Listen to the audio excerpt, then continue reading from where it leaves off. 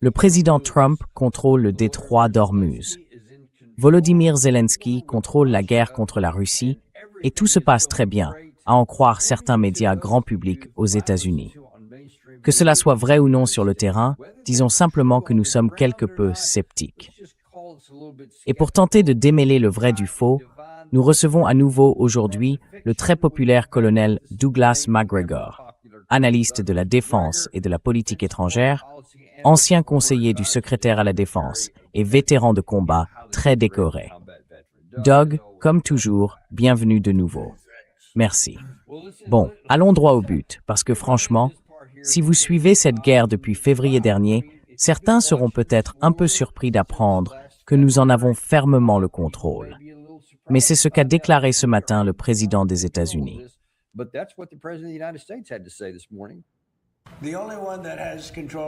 La seule force qui contrôle le détroit d'Ormuz à l'heure actuelle, c'est la marine américaine. Nous avons mis en place un blocus infaillible. C'est un mur d'acier. Et nous laissons passer les gens que nous voulons laisser passer. Ces gens entrent, ils entrent déjà puis ils repartent. Donc en fait, c'est ouvert maintenant. Nous ne les laissons pas aller en Iran.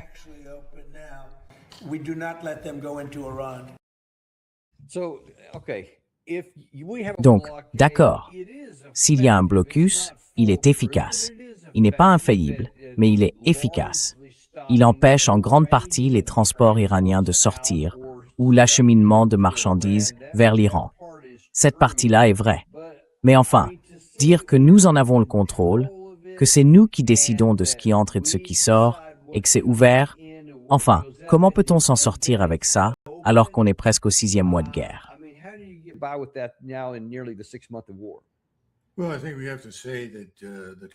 Eh bien, je pense qu'il faut dire que le trafic a chuté de 90% par rapport à ce qu'il était avant la guerre, quelle que soit la manière de le calculer. C'est tout simplement une catastrophe pour l'économie mondiale. Donc si son objectif principal est d'une manière ou d'une autre de nuire à l'économie mondiale, de la saboter ou de la déstabiliser, je pense que ça fonctionne très bien. Quant à l'influence sur l'Iran, rien ne prouve que quoi que nous fassions ait une quelconque influence sur l'Iran à ce stade.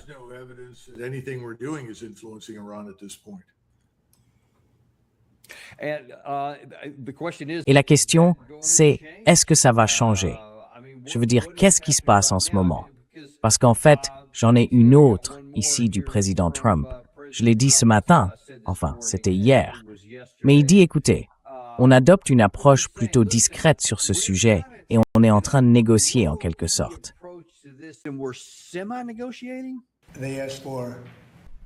Ils demandent des réparations, pourrait-on dire, ou de l'argent pour les dégâts que nous avons causés. Et j'ai dit, c'est une bonne idée. Eh bien, nous allons demander de l'argent pour les dégâts qu'ils ont causés sur une période de 50 ans. La nouvelle stratégie du président consiste à infliger un maximum de souffrance économique au pays. Le Trésor resserre son emprise en imposant davantage de sanctions au régime. Nous restons discrets sur le plan militaire, ajoutant « Nous ne négocions avec eux qu'à moitié. Nous observons simplement l'Iran, avec son inflation énorme et le fait qu'ils n'ont pas d'argent. » Encore une fois, le blocus a un effet négatif sur l'Iran. Il provoque de l'inflation et plusieurs autres conséquences. Mais est-ce que cela suffira à leur causer des difficultés économiques avant que les nôtres ne s'aggravent davantage?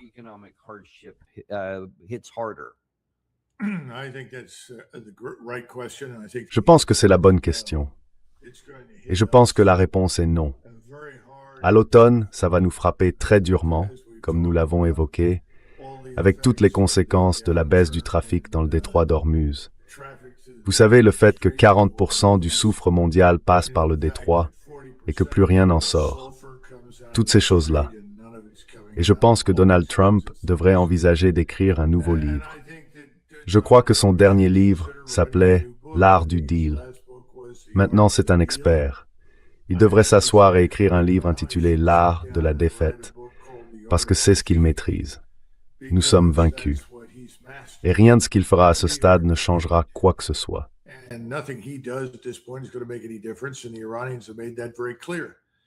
Et les Iraniens l'ont très clairement fait comprendre. C'est pour ça qu'ils ont dit n'avoir aucune intention de négocier avec cette administration. Vous savez, ils attendront qu'il quitte ses fonctions, probablement en 2029. Je pense qu'il pourrait partir plus tôt. Cela dit, ils savent que nous ne sommes pas gouvernés à proprement parler par Donald Trump ni par la voix du peuple américain. Ces institutions et les gens qui y travaillent ont tous été achetés par les milliardaires juifs sionistes qui en réalité contrôlent tout. Et ça ne sert à rien de leur parler. Autant essayer de parler à Netanyahou, et je pense qu'ils savent que c'est une perte de temps.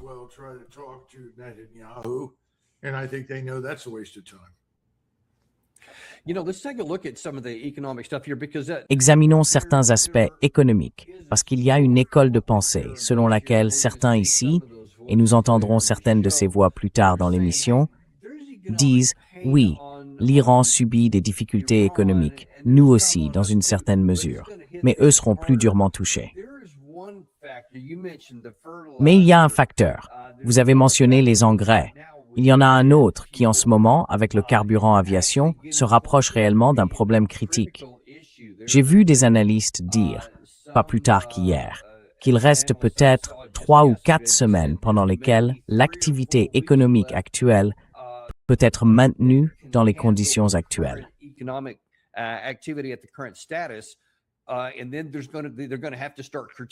Et ensuite, ils vont devoir commencer à restreindre et à réduire, ou alors augmenter de façon spectaculaire le prix du transport aérien. Et ça concerne tout, pas seulement les passagers, mais aussi le fret, etc. Ou bien ils vont devoir commencer à supprimer des liaisons parce qu'ils n'ont tout simplement pas assez d'essence ou de carburant aviation, quel qu'en soit le prix. Vous voyez, les compagnies aériennes américaines subissent elles aussi un coût financier. C'est quelque chose qui les touchera probablement avant la fin du mois. Et sans que le détroit soit pleinement ouvert, et cela veut dire des deux côtés, ça va poser problème. Comment allons-nous atténuer ça?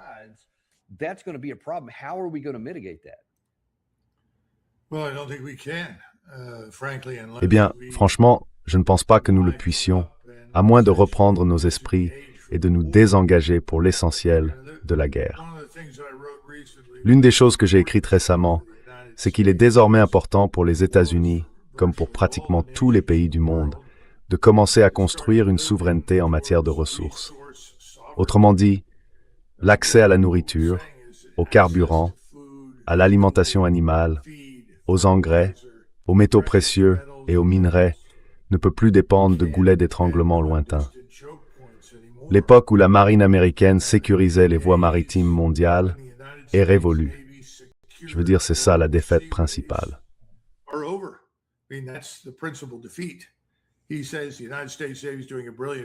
Il dit que la marine américaine fait un travail remarquable pour contrôler.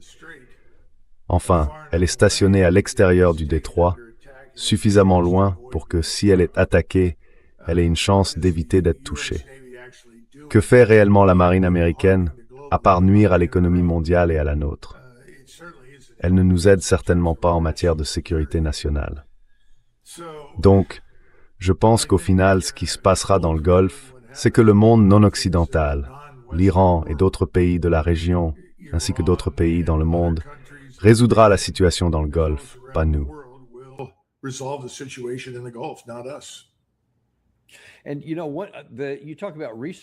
Et vous parlez ici de souveraineté en matière de ressources. L'une des particularités de l'Iran, c'est qu'il est largement autosuffisant. Il dispose de ressources naturelles, il a un accès, ici, par la route maritime du Nord. Il possède de vastes terres agricoles, et ainsi de suite, où il peut produire l'essentiel de sa propre nourriture. Il a de l'eau, il a évidemment des pipelines, des ressources pétrolières. Donc même si vous bloquez tout, même si, d'une manière ou d'une autre, vous coupez toutes ces routes terrestres, ce que nous ne pouvons pas faire. Nous n'avons même pas de loin les ressources pour tenter de le faire, encore moins pour y parvenir. Vous n'allez pas les étouffer, parce qu'ils disposent d'une forme de souveraineté en matière de ressources que d'autres n'ont pas.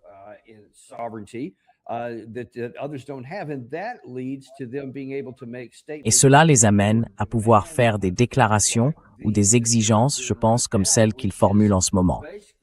En gros, nous ne rouvrirons pas le détroit d'Ormuz tant que vous n'aurez pas corrigé votre comportement. Et par là, ils entendent, vous ne devez plus jamais menacer l'Iran, vous devez mettre définitivement fin à la guerre contre ses alliés dans la région, lever le blocus naval, retirer vos forces de la région, indemniser intégralement l'Iran et libérer nos avoirs à l'étranger. C'est tout ce qui figurait dans le protocole d'accord, mais exigé dès le départ. Alors qu'auparavant, je crois il n'y avait que 3 choses principales que nous devions faire. Lever le blocus, lever les sanctions, puis fournir les fonds gelés, ce que nous n'avons pas fait. Mais tout le reste devait être négocié. Maintenant, ils disent que tous les éléments à négocier doivent être réglés dès le départ. Sinon, ils ne rouvriront pas le détroit d'Ormuz. Et la question est la suivante. Avec cette souveraineté sur les ressources, à quel degré que ce soit, est-ce que cela leur suffit pour tenir cette position, même plus longtemps que nous ne pouvons maintenir le blocus?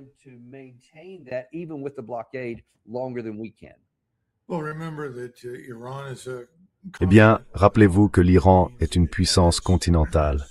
Cela signifie qu'il reçoit un soutien et un approvisionnement de la Russie ainsi que de la Chine. Nous sommes une puissance maritime. Tout ce que nous faisons doit parcourir 6000 milles, principalement par navire et secondairement par avion. Et les bases depuis lesquelles nous opérons ne sont plus situées à proximité immédiate de l'Iran. Cela signifie que nous avons d'autant plus de distance à parcourir que d'habitude, qu'il s'agisse de lancer des frappes, de mener des opérations de surveillance ou de quoi que ce soit d'autre. Je pense qu'il y a 2 ou 3 autres choses qu'il faudrait mentionner. Vous savez, il existe un livre de Norman Davies sur la Seconde Guerre mondiale. Il vaut vraiment la peine d'être lu.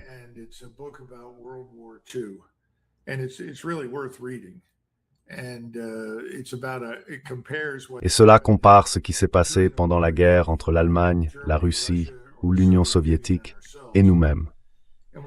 Quand on regarde cela et qu'on se projette dans le contexte actuel, on comprend quelque chose. L'Iran peut supporter beaucoup plus de dégâts. Son niveau de vie est loin d'être aussi élevé que le nôtre. S'il souffre, cela ne se fera pas sentir en Iran aussi fortement que cela se fera sentir ici, aux États-Unis. L'autre élément, c'est que l'Iran est dans une guerre existentielle, tout comme l'étaient l'Union soviétique et l'Allemagne. Nous ne sommes pas dans un conflit existentiel. Nous n'avons même pas déclaré la guerre, ce qui n'est pas une considération mineure. Ensuite, il faut ajouter autre chose. Les Houthis, au sein d'Ansar Allah, ont désormais attaqué le trafic maritime saoudien en mer Rouge.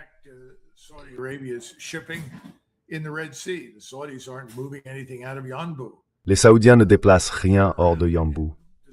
Ils peuvent faire demi-tour et détruire Yanbu s'ils décident de le faire. Et depuis le sud du Yémen, ils peuvent aussi atteindre des infrastructures pétrolières. Donc, je suppose que mon point est le suivant. D'un point de vue purement stratégique, les Iraniens, pour reprendre les mots de Donald Trump, ont toutes les cartes en main. Nous, à ce stade, nous n'en avons aucune. Et pendant ce temps, le reste du monde, surtout au Moyen-Orient et en Asie du Sud-Ouest, se réorganise en temps réel. Il y a désormais ce nouvel accord entre l'Arabie saoudite, je ne veux pas dire une alliance, mais c'est clairement un alignement sécuritaire, entre l'Arabie saoudite, la Turquie et le Pakistan.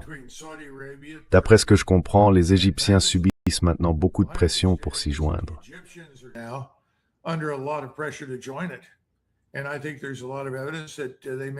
Et je pense qu'il y a beaucoup d'éléments qui indiquent qu'ils pourraient très bien le faire. Cela signifie que les États arabes, musulmans, sunnites, les plus grands et les plus puissants, auxquels s'ajoutent les Turcs et le Pakistan, seront alignés contre Israël. Je veux dire absolument, sans la moindre réserve, alignés contre Israël et secondairement contre nous. Ce n'est pas une attaque directe contre nous, mais c'est la reconnaissance que nous avons montrée que nous ne pouvions protéger personne dans le Golfe. Et par conséquent, ils vont former une alliance conçue pour assurer leur propre protection sans notre aide. Donc je pense que ce nouveau pacte de défense entre la Turquie, l'Arabie saoudite le Pakistan et potentiellement l'Égypte est conçu pour arrêter le Grand Israël et nous remplacer dans le Golfe.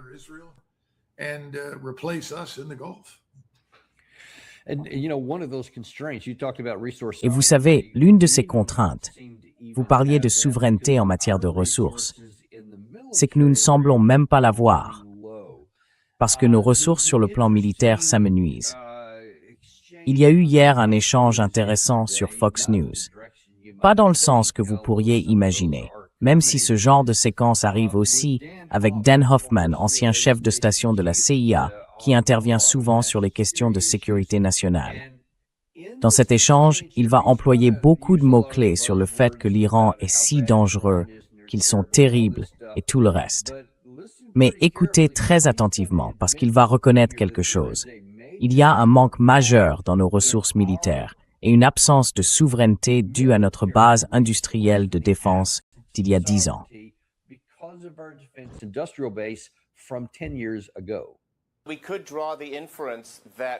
On pourrait en déduire que nous mettons en pause les frappes militaires, peut-être parce que certains de nos stocks se sont épuisés.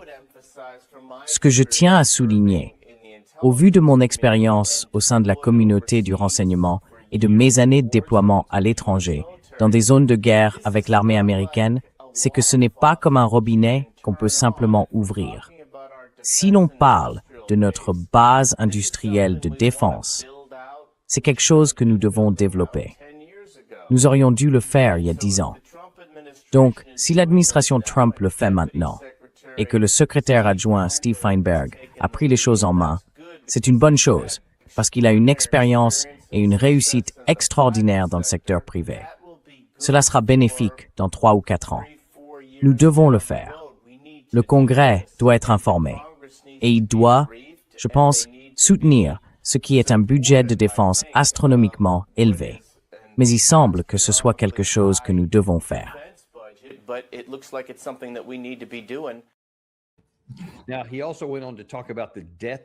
Il a aussi parlé de la dette que nous avons. J'en parlerai séparément parce que ça a un impact.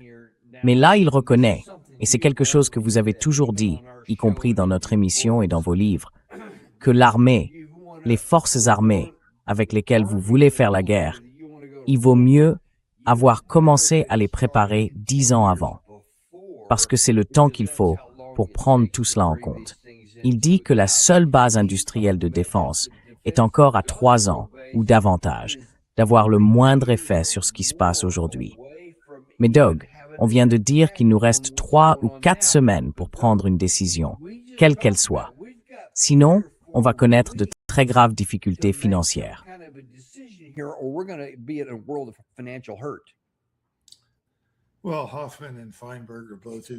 Eh bien, Hoffman et Feinberg sont tous les deux des Israël d'abord. Donc ils vont trouver un prétexte pour faire tout ce qui est possible afin d'injecter davantage d'argent dans cette guerre contre l'Iran, et d'ailleurs dans n'importe quel conflit qui soit anti-russe, anti-iranien, et pour l'essentiel anti-musulman, anti-islamique, disons-le comme ça, dans la région. En tant que pays, nous n'avons aucun intérêt là-dedans. Il n'y a aucune raison pour que nous soyons impliqués dans quoi que ce soit de ce genre. Alors, mettons les choses au clair. Deuxièmement, oui, il nous dit aujourd'hui des choses que nous disions déjà il y a très longtemps. Je ne sais pas combien de fois je l'ai écrit. Et je l'ai écrit parce que des amis du secteur me disaient ces choses-là, des amis chez Lockheed Martin, Raytheon, Northrop Grumman, GD. Nous n'avons aucune capacité de monter en puissance. Aucune. C'est quelque chose que nous avons perdu il y a longtemps et personne ne s'en est soucié.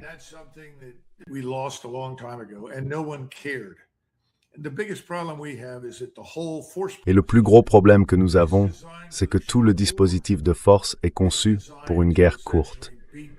Il est conçu en substance pour écraser des adversaires faibles qui n'ont que peu, voire pas du tout, de défense aérienne et antimissiles, et certainement aucune capacité navale ou aérienne significative. Cette époque est révolue, et ce que représente l'Iran, c'est un tournant fondamental dans l'histoire des relations internationales. L'Iran est une ancienne grande puissance sous la forme de la Perse. Il dispose désormais du capital humain ainsi que des connaissances scientifiques et industrielles nécessaires pour fabriquer d'énormes quantités de missiles. Des missiles de frappe à longue et moyenne portée, des missiles balistiques tactiques, des systèmes sans pilote, quels qu'ils soient, dans le cadre de cette nouvelle technologie de surveillance spatiale. Vous donne une surveillance permanente et des données de ciblage instantanées.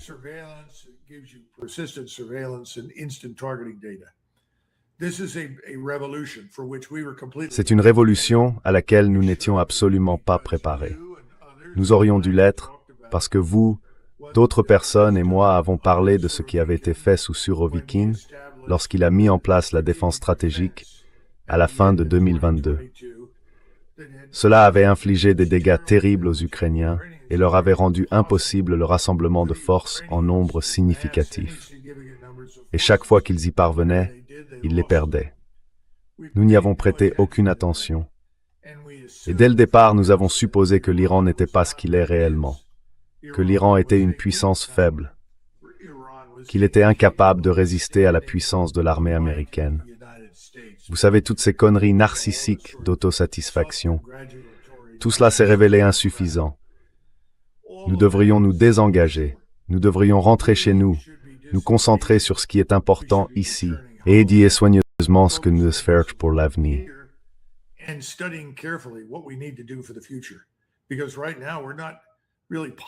Parce qu'à l'heure actuelle, nous n'avons pas vraiment adopté une posture différente. Nous n'avons pas repensé la structure en profondeur.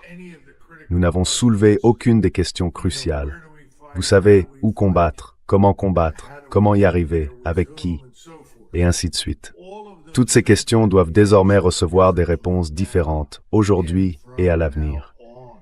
Et Feinberg ne fera pas ça. Hoffman, certainement pas. Personne dans l'administration ne le fera. Ils sont tous focalisés sur une seule chose. Et c'est bien le problème. Quand tout le monde dit « Pourquoi Donald Trump ne reconnaît-il pas tout simplement qu'il est futile de continuer et n'y met-il pas fin ?» Eh bien, comment l'explique-t-il aux gens qui l'ont porté au pouvoir? Comment l'explique-t-il aux gens qui contrôlent la Chambre des représentants, le Sénat et la Maison-Blanche?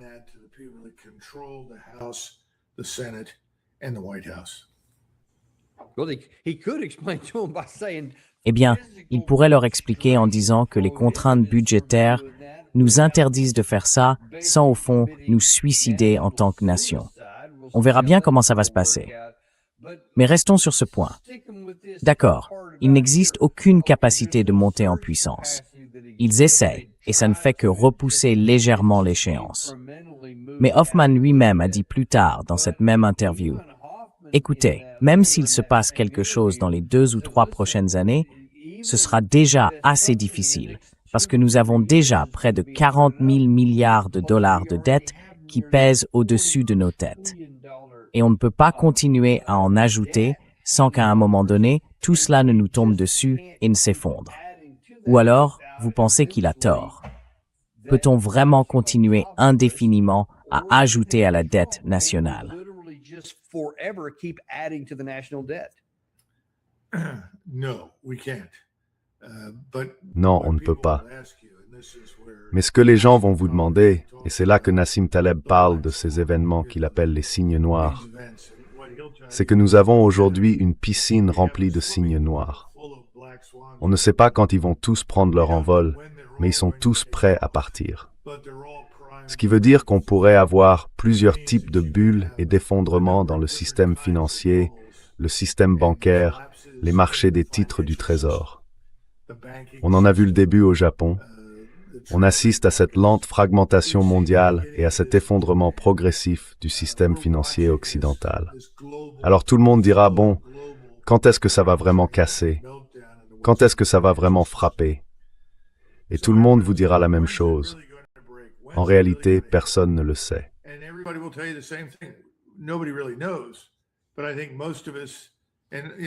Mais je pense que la plupart d'entre nous, et vous savez, je parle de gens en qui j'ai confiance, qu'il s'agisse de quelqu'un comme Ray Dalio, Luke Gromen, Jeffrey Gundlach ou Alasdair MacLeod. Enfin, la liste est longue. Toutes ces personnes sont des analystes très brillants et réfléchis, et elles disent que ça arrive et que ça arrive bientôt. Je pense que le président Trump en est de plus en plus conscient. S'il ne l'était pas, il n'aurait jamais dit ce qu'il a dit à Paris. Je ne vais pas finir comme Herbert Hoover. Je sais que l'économie mondiale pourrait entrer en dépression. C'est pour ça que nous devons ouvrir le détroit. Bon, manifestement, il a compris, il comprend. Donc nous revenons à la question cruciale, Dan. Pourquoi ne réagit-il pas de manière appropriée? Pourquoi nous entraîne-t-il en substance dans une guerre prolongée? Parce que des gens comme Hoffman, Feinberg et d'autres, à la Maison-Blanche et au Capitole, veulent un conflit prolongé.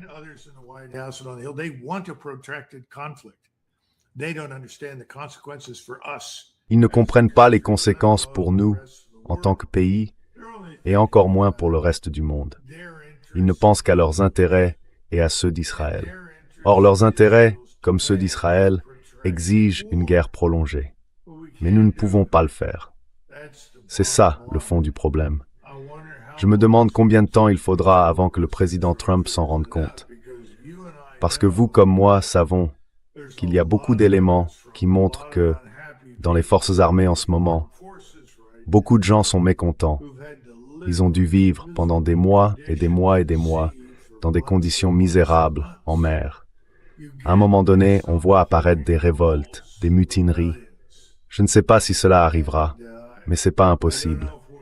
Je veux dire, personne n'ayant passé du temps en mer ne peut mesurer à quel point la situation est mauvaise en ce moment dans l'océan Indien.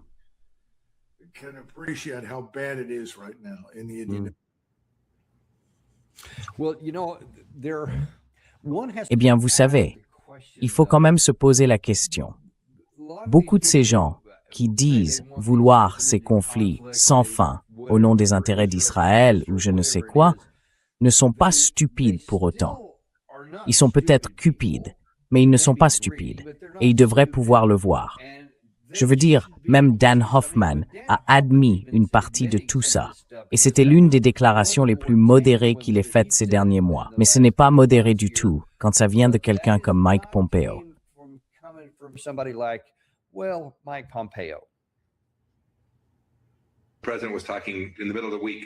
Le président disait en milieu de semaine que nous étions très proches d'un accord.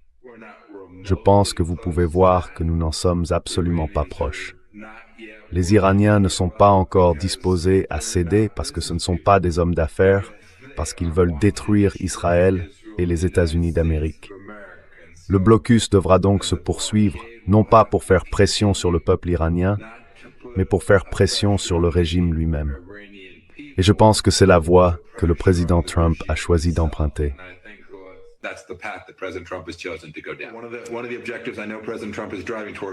L'un des objectifs que je le sais, le président Trump poursuit, c'est de ramener les prix de l'énergie à la normale et de rouvrir réellement le détroit. Eh bien, je suis d'accord avec le président. Nous contrôlons qui entre et qui sort. Aujourd'hui, la circulation commerciale n'y est pas libre. On le voit au refus des assureurs d'assurer les navires qui traversent le détroit. Pour revenir à la situation que nous voulons retrouver, je pense qu'il faudra plus que de la pression économique. Je pense qu'il faudra aussi poursuivre davantage les efforts militaires et je pense que le président arrivera à la même conclusion.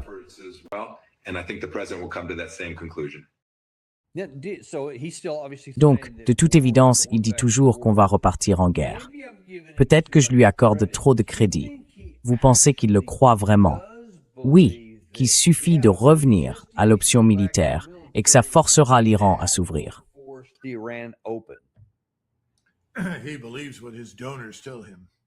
Il croit ce que ses donateurs lui disent et il fera ce que ses donateurs veulent qu'il fasse.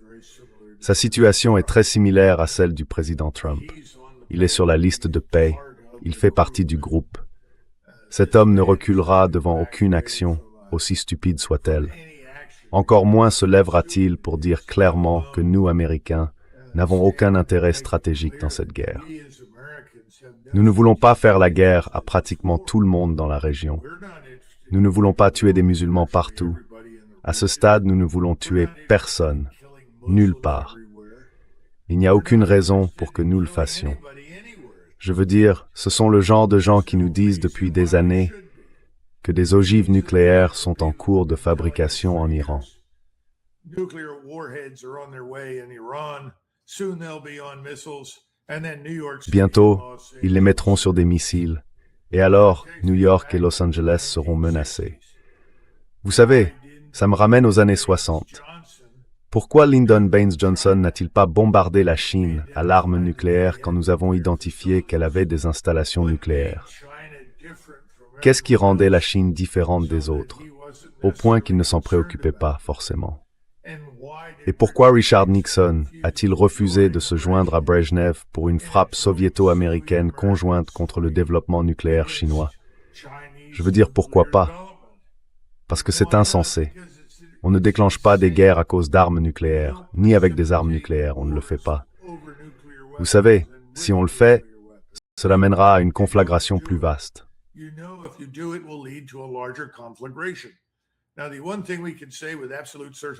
La seule chose que nous pouvons affirmer avec une certitude absolue, c'est que toutes les exigences formulées par Pompeo et le reste de ces gens, au nom de leurs mentors, de leur soutien et de leurs donateurs au sein du lobby israélien, si vous voulez l'appeler ainsi, ils ont répété toutes sortes de choses qui étaient toutes des mensonges, toutes fausses et dénuées de sens. Ils ne vont pas faire marche arrière maintenant. Mais rien de tout cela n'a de sens pour nous. Ça n'en a jamais eu. Et nous n'avons pas besoin de faire partie de tout ça. Je pense que c'est pour ça que les sondages donnent les résultats qu'ils donnent. Je parlais l'autre jour avec un ami juif et il m'a dit « Tu ne penses pas que ces sondages, qui montrent que plus de 70% des Américains s'opposent à la guerre, indiquent que l'antisémitisme est en hausse ?»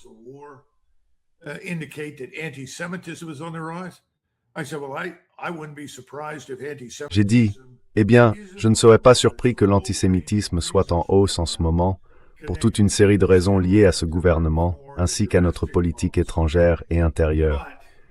Mais je ne pense pas que ce soit le vrai problème. Le vrai problème, c'est que les Américains ne voient aucune raison à cela. Ils n'y croient pas. Et quand ils en subiront les conséquences financières et économiques au cours des prochains mois, Washington va le payer très cher. Il sera vraiment très intéressant de voir comment les gens vont quitter ce Titanic en train de couler, dont le président Trump s'est malheureusement fait le capitaine. Car c'est bien sur ce navire qu'il se trouve. C'est pour ça que je dis qu'il est en train d'écrire le livre « L'art de la défaite ». C'est tragique. C'est inutile. Je pense qu'il le sait, mais il ne peut plus s'en sortir.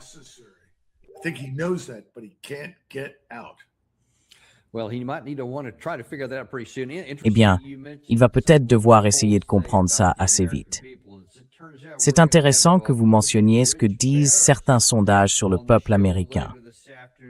Il se trouve que nous recevrons plus tard cet après-midi, à 15 heures, le sondeur Rish Baris.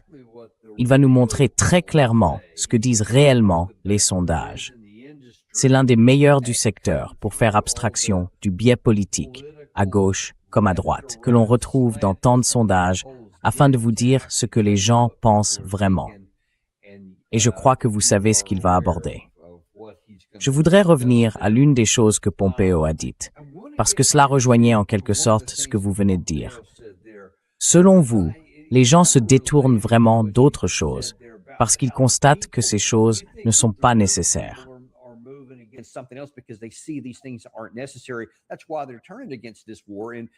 C'est pour ça qu'ils se retournent contre cette guerre à des niveaux historiques, à un stade aussi précoce qu'on n'en a jamais vu, je crois, même en incluant la Seconde Guerre mondiale. Je veux dire, si vous remontez dans le temps, rien n'a été aussi mauvais que celle-ci. Même la guerre d'Irak de 2003 d'ailleurs. Et c'est là le problème. Pompeo diabolise l'autre camp, de sorte qu'il ne soit pas perçu comme un acteur rationnel, pas comme quelqu'un avec qui on peut conclure un accord. Ce seraient des brutes théocratiques, déterminés, obstinément déterminés, à détruire notre pays. Ils voudraient nous chasser de la région, chasser Israël de la région, et ainsi de suite. Selon vous, est-ce que ça commence aussi à ne plus passer? Est-ce que les gens se disent « Écoutez, les Iraniens ont en fait plutôt l'air d'être des acteurs rationnels, et ce qu'ils disent a plutôt du sens. Ils ne semblent pas être ces gens irrationnels que Pompeo veut faire passer pour tels. » that Pompeo wants them to be held into? Well, let's be frank. The people in Washington Eh bien, soyons francs. Les gens à Washington n'ont pas le don de se voir à travers les yeux des autres. Autrement dit, on ne prend pas vraiment la peine de s'arrêter pour réfléchir à l'impact de ce qu'on dit et de ce qu'on fait sur les gens à l'étranger. On vit isolé dans cette bulle. Certains aiment l'appeler le Versailles du Potomac. Quoi qu'il en soit, ils n'y pensent pas, et ils devraient vraiment y penser. Parce que les Américains ne connaissent pas vraiment les détails de pays comme le Venezuela, ou vous savez le Nigeria, le Kenya, le Yémen, la Thaïlande, le Vietnam. Je veux dire, notre population n'a tout simplement franchement aucune raison d'en savoir beaucoup sur ces pays. Mais ce qu'elle a compris, et c'est différent de ce qu'on avait par le passé, c'est qu'on dépense des quantités énormes d'argent, de temps et de ressources. Et on perd aussi des vies. Et ça n'a aucun sens.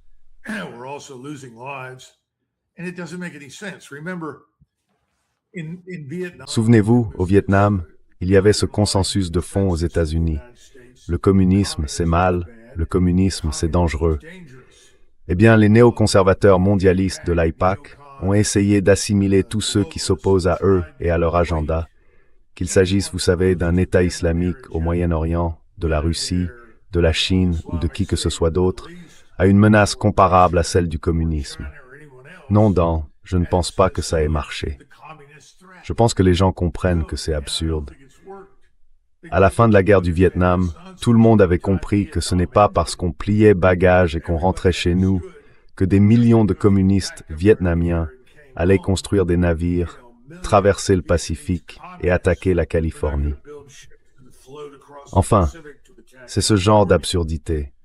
Vous étiez en Irak, et vous vous souvenez, c'était en 2004, quand Abizaid s'est présenté devant les caméras et a dit « Si nous ne les arrêtons pas maintenant, ici, alors nous les combattrons aux États-Unis. » C'est de la merde. C'est le même non-sens. C'est un gros mensonge. C'est ce que les Américains ont compris. C'est un gros mensonge. Et je ne pense pas que nos grandes institutions aient encore beaucoup de crédibilité. Les gens qui les dirigent n'en ont pas. Quelqu'un a dit que chaque institution se mesure toujours à l'homme qui l'incarne. Et je pense que si vous regardez le ministère de la Défense, surtout dans les décennies qui ont suivi la Seconde Guerre mondiale, George Marshall incarnait la défense. Eh bien, il a disparu depuis longtemps. La plupart des gens ne savent pas qui il était et s'en moquent complètement. Qu'est-ce qu'on a aujourd'hui? Vous regardez les gens au sommet et les gens se disent qui sont ces gens et pourquoi devrions-nous les écouter? Ils ne racontent rien qui ait de sens.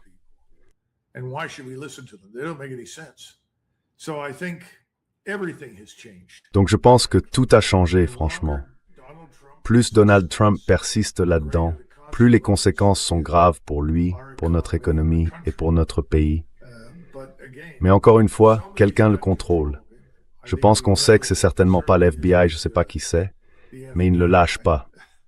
Et il ne peut pas simplement partir. Écoutez, il n'a pas réussi à nous désengager de l'Ukraine, alors qu'il sait, et ce depuis un certain temps, que l'Ukraine est une catastrophe. Tout ce que nous pouvons faire, c'est envoyer davantage de vies humaines dans le hachoir à viande russe. L'Ukraine n'a aucune chance de remporter quoi que ce soit. Et quels que soient les dégâts qu'ils sont censés infliger, la Russie devient insignifiante à côté des dégâts infligés à l'Ukraine et à l'Europe.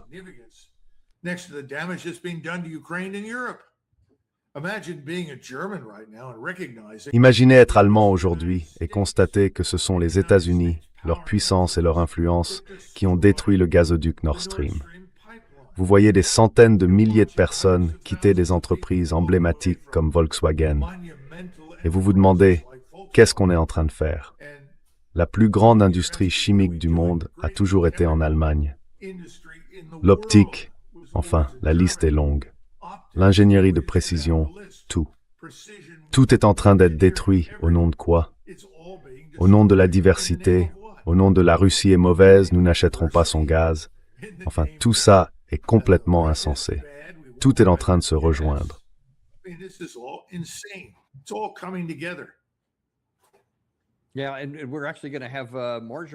Oui, et nous allons recevoir Marjorie Taylor Greene un peu plus tard cet après-midi, vers 13 heures. Elle va justement parler de certaines de ces choses-là, de ce qu'elle a pu observer de l'intérieur de l'univers Trump. Ce sera intéressant. Il y aura certainement des questions à lui poser. Une autre chose sur ce sujet actuel dont je veux avoir votre avis, parce que si Pompeo était en quelque sorte, enfin, disons vaguement qu'il était diplomate, il ne l'était que de nom. Mais le général Jack Keane veut essentiellement reprendre le discours que tient Pompeo, et il veut même aller un peu plus loin.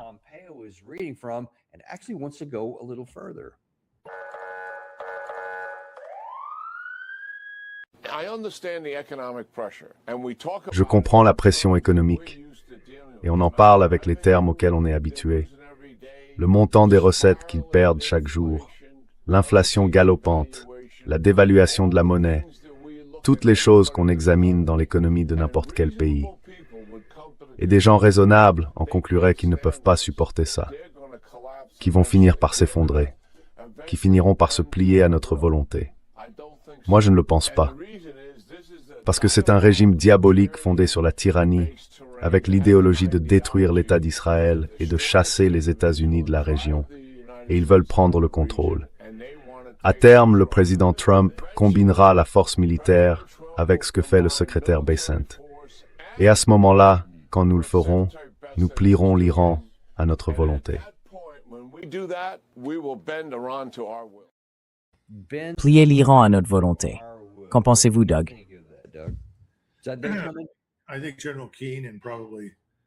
Je pense que le général Keane, et probablement certains de ses amis généraux à la retraite, envisagent peut-être de vivre dans des villas sur l'ancien territoire de Gaza avec vue sur la Méditerranée une fois le Grand Israël établi.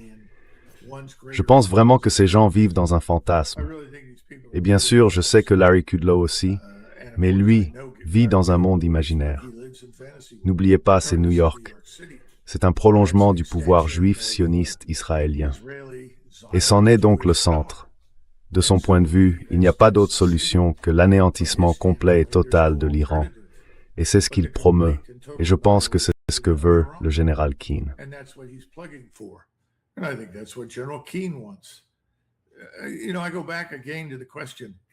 Vous savez, je reviens encore à cette question.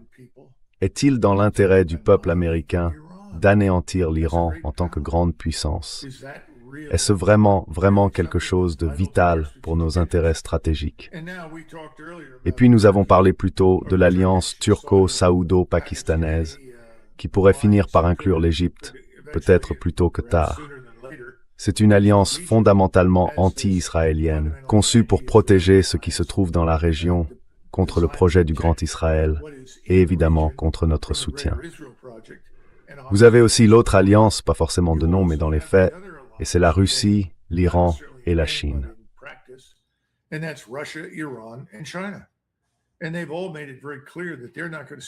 ils ont tous très clairement dit qu'ils n'allaient pas rester les bras croisés et tolérer l'anéantissement de l'État iranien.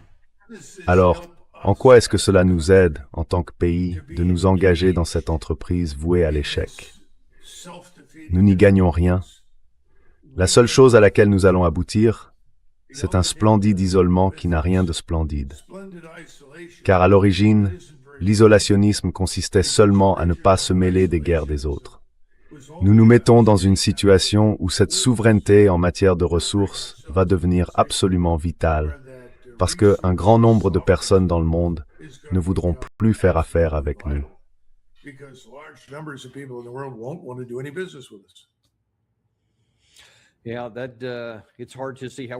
Oui, il est difficile de voir comment nous allons éviter ça. Et aucune des tendances ne va dans le bon sens ici. Je voudrais passer à la guerre entre la Russie et l'Ukraine, parce que vous venez de l'évoquer. Et on ne peut vraiment pas parler de l'une sans l'autre, comme vous l'avez écrit sur votre Substack, en expliquant que ces deux conflits sont en train de devenir une seule guerre. Regardons certains de ces éléments. Ça reste très déroutant. Ceci vient de l'Associated Press. Je crois que c'était publié hier. Trump a dit à l'Ukraine qu'elle n'avait aucune carte en main. Puis Kiev a porté la guerre en Russie. Quand on entre dans les détails, il est dit que Kiev a intensifié une campagne de frappe à plus longue portée à l'intérieur de la Russie, dans des zones que Moscou a saisies.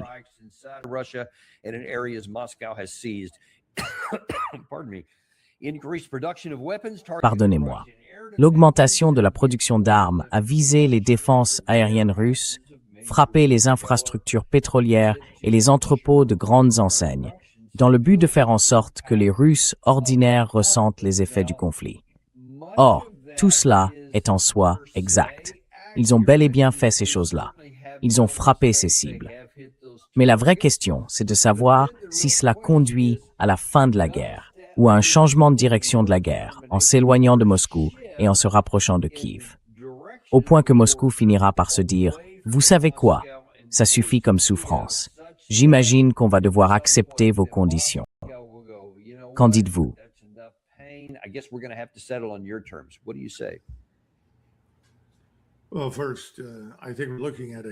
Eh bien, d'abord, je pense qu'on parle d'une réduction de 38 à 40%, ou du moins, c'est ce qu'on estimait il y a 1 ou 2 semaines, de la capacité de la Russie à raffiner du pétrole pour produire différents produits pétroliers. Cela n'a pas vraiment beaucoup nui à la Russie. Une grande partie des dégâts est rapidement réparée. Vous savez, les raffineries sont des installations très vastes et très robustes. Elles sont pas faciles à détruire. Il faut beaucoup plus d'efforts que ce que les Ukrainiens sont franchement capables de mobiliser. Cela dit, est-ce que cela a eu un impact sur la prise de décision au plus haut niveau à Moscou? C'est, je pense, la vraie question.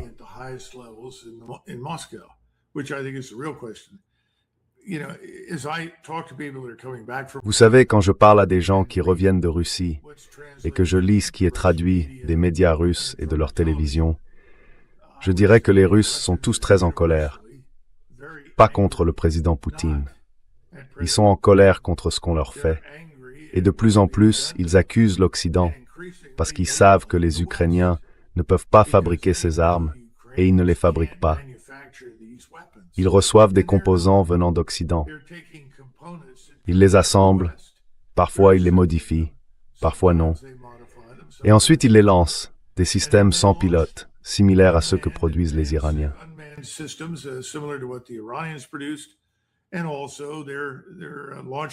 Et ils lancent aussi des missiles tactiques, enfin, pas vraiment tactiques, à moyenne portée. Et certains disent qu'ils vont obtenir des missiles à longue portée. Si c'est le cas, encore une fois, ils devront venir de Grande-Bretagne, de France, d'Allemagne et peut-être d'autres pays. Or, c'est très dangereux. Heureusement pour nous, nous n'avons pas un homme mauvais au Kremlin. Il est bien plus équilibré et rationnel qu'on ne veut bien le reconnaître. Il ne cherche pas la guerre avec l'Occident. Il veut faire des affaires avec l'Occident. Il veut en finir avec tout ça. Il veut s'assurer que lorsque la guerre prendra fin, lui et les Européens pourront encore faire des affaires ensemble.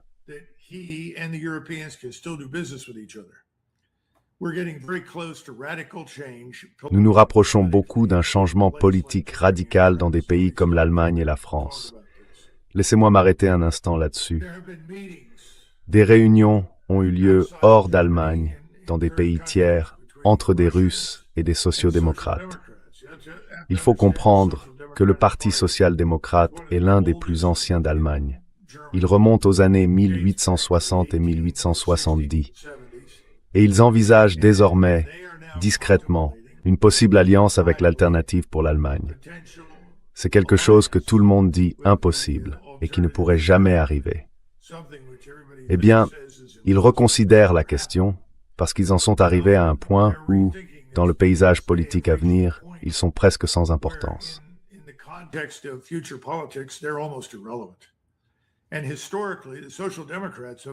Et historiquement, les sociodémocrates ont toujours été bien plus, je ne veux pas dire pro-soviétiques à l'époque, mais certainement plus compréhensifs envers Moscou. Et je pense que même aujourd'hui, en privé, ils sont plus disposés que les autres à faire des affaires avec Moscou. Ce genre de choses pourrait tout changer du jour au lendemain. Ça pourrait certainement sortir l'Allemagne de tout ce désordre. Et les Allemands en ont assez. Il y a de forts courants de fond en faveur d'une sortie, non seulement de l'Union européenne, mais aussi de l'OTAN. Je pense donc toujours qu'à Moscou, on est disposé à attendre cela. Macron, vous savez, c'est étonnant qu'il soit encore là où il est. Je ne sais pas combien de temps encore il y restera. Le fait est que nous attendons que ce genre de bouleversement qui arrive se manifeste.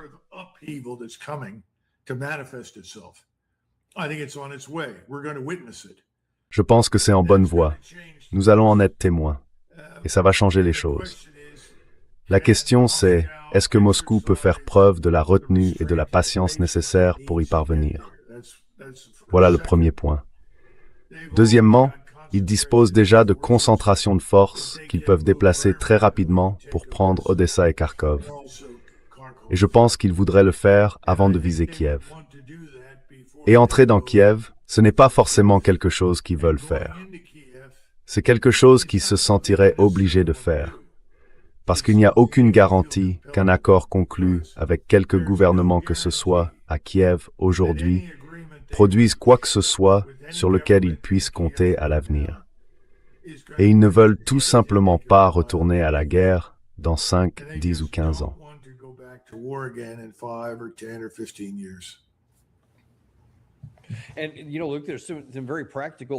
Et vous savez, Luc, il y a des éléments très concrets qui vont dans ce sens. Vous avez mentionné Odessa. Cela montre bien que la guerre aérienne continue. C'était avant-hier.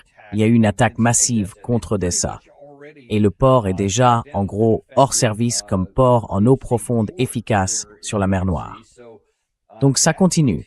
Et cela se produit en même temps que ce qui se passe dans la capitale, où il n'y a même plus la prétention qu'ils disposent d'une quelconque défense aérienne.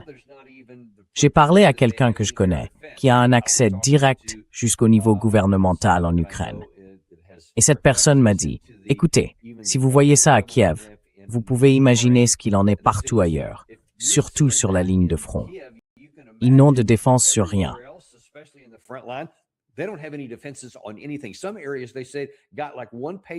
Dans certaines zones, disent-ils, ils n'ont eu droit qu'à environ 1 missile Patriot par jour. Ce qui évidemment ne veut rien dire en matière de défense aérienne. Ils ont dit que face aux bombes planantes dont dispose la Russie, il n'y a aucune défense. Et même les patriotes ne touchent même pas ce type de cible. Donc ils sont totalement sans défense dans les airs, que ce soit face à ces drones ou maintenant aux missiles. Où cela va-t-il laisser l'Ukraine? Sur quelle base quelqu'un comme l'Associated Press peut-il dire « Hey, vous savez, oui, Kiev a porté le combat en Russie et ça va marcher », alors que la Russie, au moins, dispose d'une défense aérienne et peut abattre la majorité de ce qui est envoyé là-bas. Comment est-ce que ça peut marcher?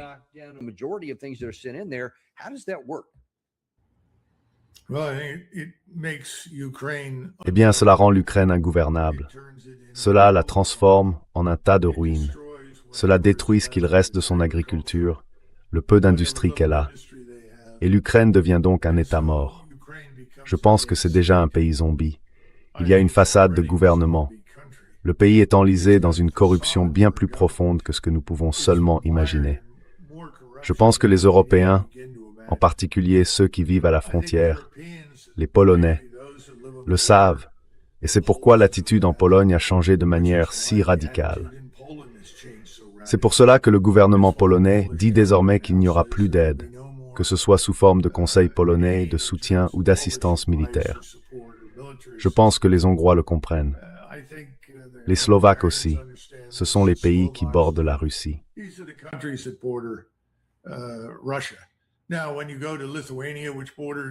Maintenant, quand vous allez en Lituanie, qui est frontalière de l'Ukraine et de la Biélorussie, c'est un peu différent. L'Ukraine est restée farouchement, violemment anti-russe. Ça remonte à la Seconde Guerre mondiale. Beaucoup de choses y remontent et nous ne le comprenons pas. Mais voici le point essentiel. Oui, cette guerre prendra fin. Elle prendra fin quand, soudainement, plus personne n'enverra quoi que ce soit à l'Ukraine. Parce qu'il n'y aura plus personne sur place pour le recevoir, à part quelques gens la main tendue, impatients de monter dans un avion et d'envoyer les fonds que vous leur avez donnés vers des banques à Chypre, en Albanie ou ailleurs. C'est donc à ce moment-là que ça se terminera, malheureusement. En attendant, les Russes ont toutes les cartes en main. Ils peuvent agir de manière décisive quand ils veulent agir. They can move decisively whenever they want to move. They have to deal with the fact that we provide. Ils doivent composer avec le fait que nous fournissons aux Ukrainiens le même type de renseignement et de surveillance aérien, pas exactement les mêmes, mais en tout cas des moyens substantiels, ce qui leur permet de temps à autre de lancer des armes de précision contre les Russes et de leur infliger des dégâts. De quoi gagner la guerre? Non. De quoi être plus qu'une simple nuisance? Parfois. Mais, en ce moment, il semble que les Russes disposent de défenses assez solides tout le long du front et qu'ils avancent en conséquence. Le problème pour les Russes, comme vous le soulignez, se situe derrière le front. C'est la Russie elle-même. Vous essayez de défendre un front de 1000 à 1100 000 et ils disposent de bien davantage de défenses aériennes et antimissiles que nous. Mais cela reste très difficile à faire. C'est pourquoi beaucoup de ces attaques passent quand même.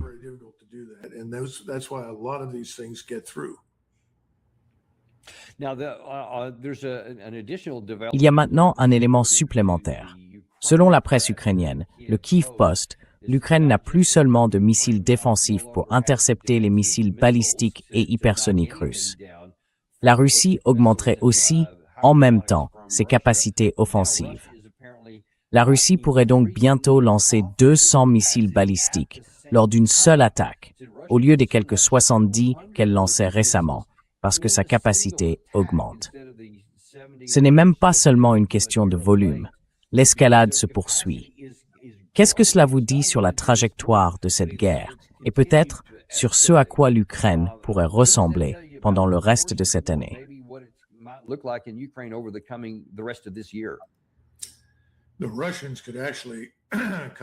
Les Russes pourraient en réalité concentrer encore davantage de puissance de feu. S'ils ne l'ont pas fait, c'est parce qu'ils gardent beaucoup de forces en réserve. En Russie, y compris à Moscou, on continue de penser que les Européens pourraient éventuellement tenter d'intervenir en Ukraine occidentale. On pourrait voir des forces de l'OTAN venant des États baltes, de Pologne, de Slovaquie ou plus probablement de Roumanie entrer en Ukraine occidentale.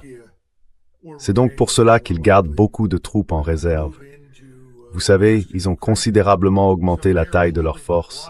Ils comptent plus d'1 million d'hommes, ils ont l'équipement, et beaucoup de gens s'entraînent en ce moment à la suite d'une récente mobilisation. Ils peuvent concentrer davantage de forces, mais ils en gardent toujours en réserve. Et là encore, tout cela remonte à Donald Trump.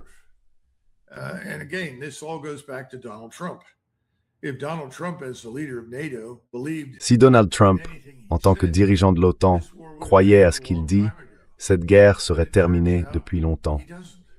Mais il s'avère que ce n'est pas le cas. Il s'est révélé être un monstre sans dents, si vous voulez. Au lieu d'être la grande bête gargantuesque que tout le monde en Europe pensait qu'il était, c'est une sorte de macaron, le glouton. Rien n'a changé. Il n'est pas vraiment aux commandes, parce que les mêmes personnes qui étaient là sous Biden, et qui étaient là avant Biden, sous Obama en fait, pas aussi nombreuses, mais presque, et en remontant jusqu'à l'administration Bush, les mêmes types de personnes sont arrivées au sommet et contrôlent les choses aujourd'hui. Et elles veulent que la guerre avec la Russie continue. Elles veulent aussi que continue la guerre contre l'Iran et contre tous les autres au Moyen-Orient qui s'opposent à l'expansion israélienne. Voilà la tragédie.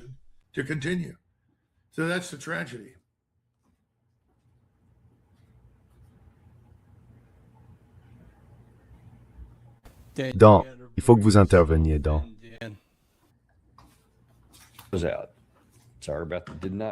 J'étais déconnecté. Désolé pour ça. Je ne m'étais pas rendu compte que j'étais déconnecté. Je voudrais consacrer les quelques dernières minutes qui nous restent à un sujet plus intérieur. Je sais que c'est un sujet auquel vous accordez beaucoup d'attention, la formation de nos forces armées. Il y a cet article de Kelly Vlahos, une amie commune, dans The American Conservative. Les réformes de Hegseth dans les universités militaires vont-elles assez loin? Hegseth est arrivé, et apparemment, il était très enthousiaste à l'idée de s'attaquer au wokisme et à tout un tas de choses comme ça.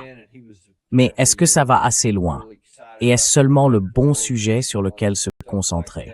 Qu'en pensez-vous? Is it far enough, and is that even the right thing to focus on? What do you think? Well, it's something that deserves a focus, but Eh bien, c'est un sujet qui mérite qu'on s'y attarde, mais il faut un cadre stratégique plus large, et il n'existe pas pour l'instant. C'est assez intéressant. J'ai trouvé formidable qu'elle emploie l'expression « université militaire », parce que moi, comme beaucoup de mes pairs qui connaissent bien l'Académie militaire des États-Unis à West Point, nous avons cessé depuis longtemps de l'appeler une académie militaire. Ce n'en est pas une. C'est une université où des garçons et des filles portent l'uniforme et suivent les cours ensemble. C'est à peu près tout. La mission d'origine de l'Académie militaire était de fournir des officiers à l'armée régulière. La nouvelle déclaration de mission parle de former des dirigeants pour l'Amérique et de toutes ces absurdités. Je pense que toutes les académies militaires sont devenues ce genre d'université.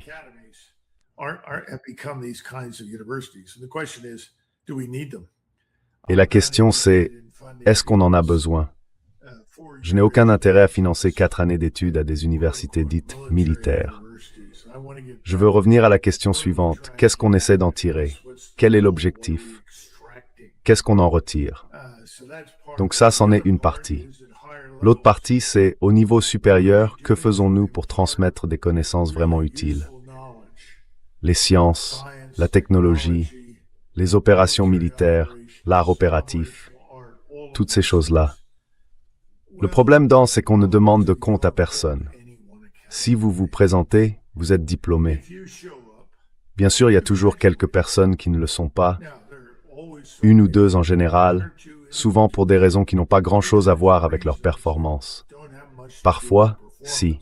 Mais disons que sur les 285 personnes admises à la National Defense University, les 285 obtiennent systématiquement leur diplôme. 285 routinely graduate. Who are we kidding? Qui essaye-t-on de tromper? Est-ce vraiment une formation? Est-ce qu'on y apprend vraiment quelque chose? L'autre problème, c'est qu'on a beaucoup d'écoles de guerre propres à chaque armée. Eh bien, je ne pense plus qu'une guerre menée par une seule armée soit viable. Et je pense que notre plus gros problème, c'est qu'on n'insiste pas assez sur ce à quoi de véritables opérations intégrées devront ressembler à l'avenir, ni qu'on ne les comprend suffisamment. On vit toujours avec la loi sur la sécurité nationale de 1947, qui a consacré en réalité la manière dont les armées ont combattu la Seconde Guerre mondiale, ou du moins la manière dont elles pensaient l'avoir combattue. C'est pour ça qu'Eisenhower s'y est opposé. Beaucoup de gens ne l'aimaient pas, parce qu'elle a aggravé les choses. Elle n'a pas amélioré la situation. Les bureaucraties, au niveau des armées, ont pris le dessus. Et la suite appartient à elle.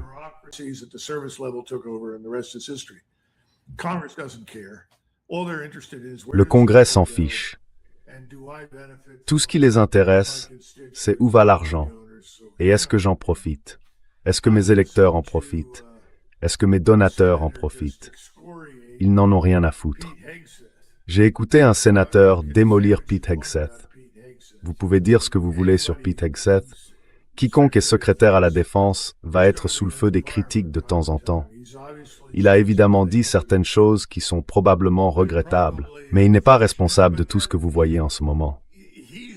Il n'est pas entré dans cette institution et quelqu'un ne s'est pas approché de lui en lui disant « Monsieur, voici votre guide ».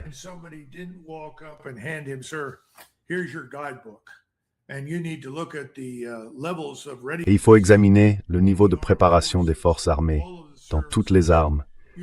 Il faut examiner les forces de combat, les ensembles de capacités axés sur les missions. Il faut examiner les différents programmes de modernisation.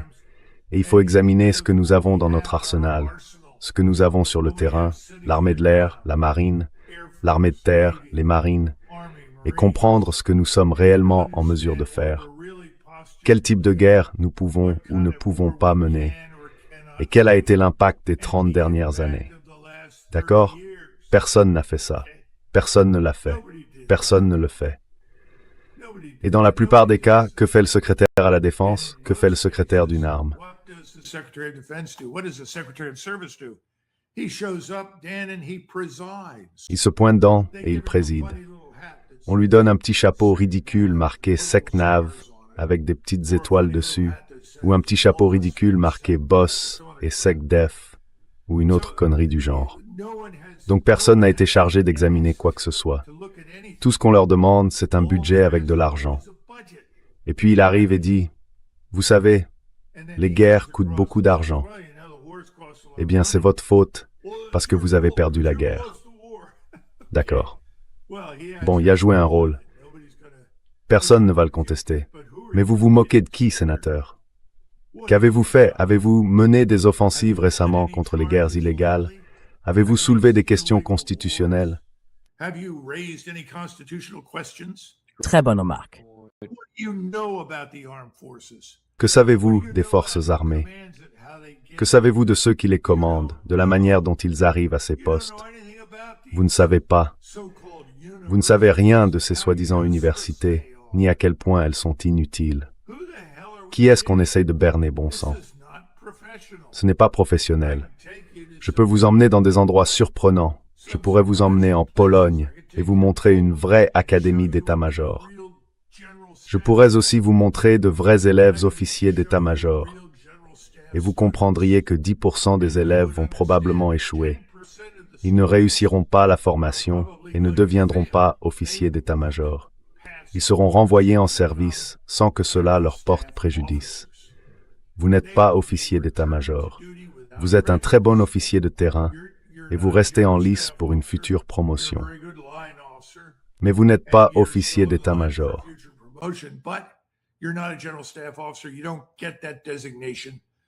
Vous n'obtenez pas cette qualification. Donc au bout de 2 ans, désolé, au revoir, adieu, bonne chance. Nous n'avons pas un système comme ça. Et si nous ne l'avons pas, c'est parce que les gens qui en font partie n'en veulent pas. Enfin, j'étais assis à côté de gens au Staff College de Leavenworth. C'étaient des gens sympathiques, mais je dirais qu'au moins la moitié du groupe avec lequel j'étais n'avait rien à faire là. Ces gens avaient du mal à rédiger un ordre d'opération. Enfin, vous plaisantez? C'est insensé. Et ils disaient, bon, vous connaissez tout ça, il faut venir nous aider. Et les responsables des groupes d'état-major disaient, vous devez aller les aider. C'est quoi ça? Les Jeux paralympiques dans l'armée?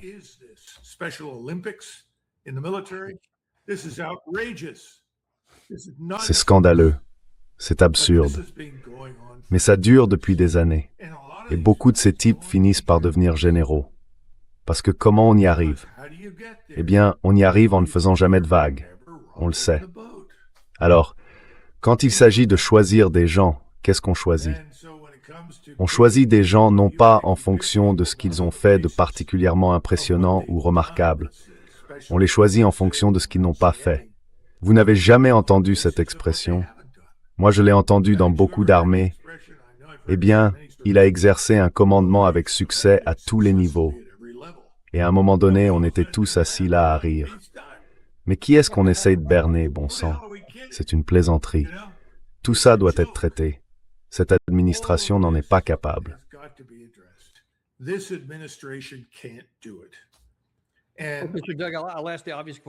Doug, je vais poser la question évidente. Qui, à part vous, est qualifié pour poser ces questions ou pour y répondre? Et évidemment, vous avez déjà écrit toute une série de livres sur le sujet, que tous ceux qui le souhaitent peuvent lire. C'est ça, le moyen d'y accéder. Y a-t-il une meilleure question à poser? Y a-t-il quelqu'un qui ait les capacités ou les connaissances nécessaires pour seulement aborder ces questions?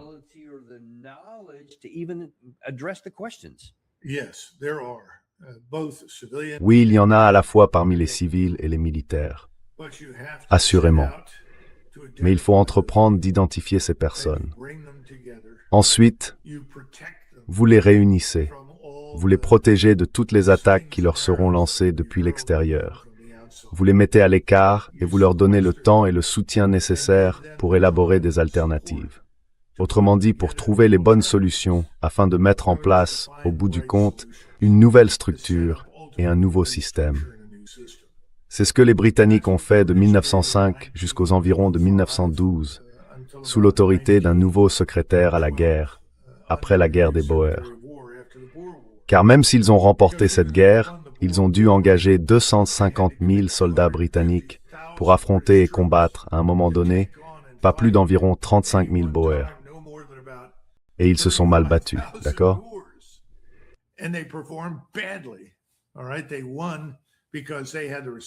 Ils ont gagné parce qu'ils avaient les ressources, ils avaient les effectifs, et qu'ils ont fini par pouvoir ouvrir des camps de concentration et y enfermer des femmes, des enfants et des vieillards Boers.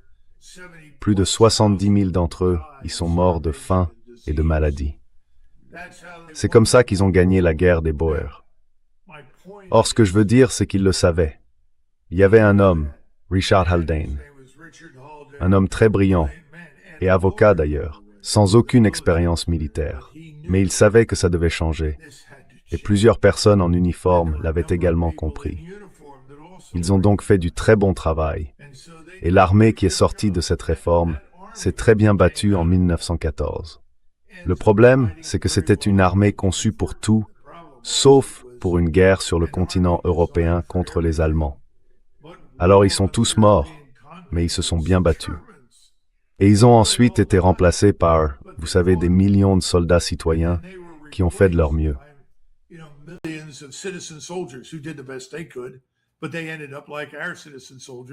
Mais ils ont fini comme nos soldats citoyens pendant la guerre mondiale, ou plutôt, excusez-moi, pendant la Première Guerre mondiale, mais surtout pendant la guerre de sécession. Vous savez, on a demandé à Grant, et après ça, je me tais, quelle unité il était le plus fier d'avoir servi au cours de sa carrière. C'était longtemps après sa retraite, et il a répondu, l'armée de Zachary Taylor pendant la guerre du Mexique. Cet homme a été choqué. Puis Grant a expliqué que l'armée de Zachary Taylor était une force professionnelle. La plupart de nos soldats étaient des professionnels. Nous avions reçu des renforts, mais le noyau de l'armée était une force professionnelle, et ils étaient brillants. Nous pouvions surpasser les Mexicains, les manœuvrer, même s'ils étaient toujours 3 ou 4 fois plus nombreux que nous. Et puis il a dit, « Eh bien, il faut comprendre. Et la guerre de sécession, alors ?»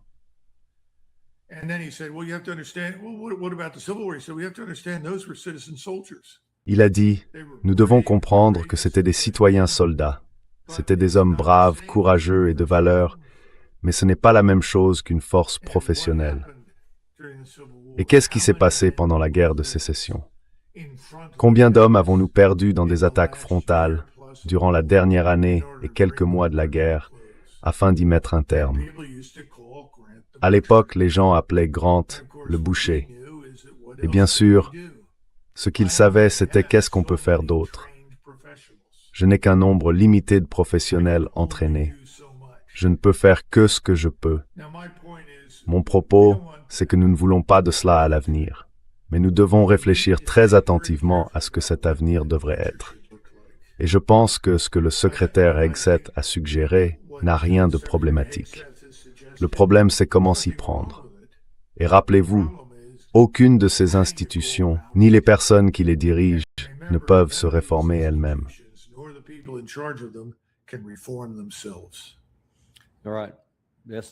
Très bien. Oui, c'est un fait. Et je ne sais pas comment on va réussir à mettre quelqu'un de compétent à ce poste. Je suis heureux de savoir qu'il y a d'autres personnes, mais il va falloir faire quelque chose pour commencer à les mettre en avant.